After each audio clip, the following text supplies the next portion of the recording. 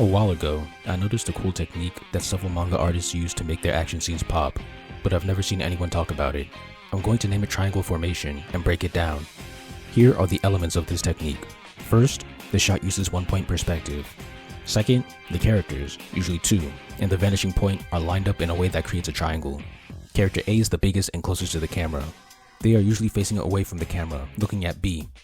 Character B is in between character A and the vanishing point, being smaller than A. Finally, the vanishing point is on the other side of character B. This creates a triangle shape with the tip of the triangle at the vanishing point and the base at character A.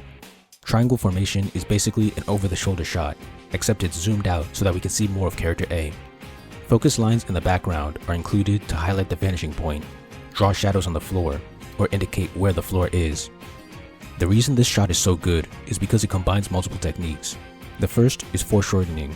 Because of the vanishing point and the camera angle, one character is closer to the screen than the other, making them appear bigger due to foreshortening.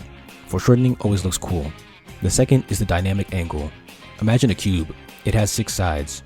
If you can only see one side, that's a flat angle. If you can see 2 or more, that's a dynamic angle. Now apply that to a human. That's what I call a dynamic angle. I don't know if this is a real term, but triangle formation forces the characters to be shot in a dynamic angle rather than a flat one, making the action pop. The rules can be played with. Most of the time, the top of the triangle is pointing to the left or the right, but there are times where the artists draw them pointing up, which means the camera was raised up instead of moved to the side.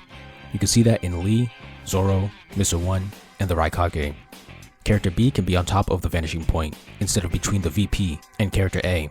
Zoro's finishing blow on Mr. 1 is an example of that. One of the characters can actually be the vanishing point, while other characters form the base of the triangle. Hidan and Kakuzu, and Asta and Yuno show that. In Sanji's Kick, Luffy vs Crocodile, and Zoro vs the Nyaban brothers, the characters don't always sit in the triangles perfectly, but you can still see the triangle. It's just been adapted to fit the specific action scene.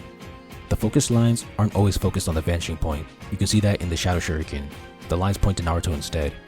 This is a phenomenal technique that helped me improve my action scenes in my manga, so I wanted to share with you all since I don't see anyone talking about it.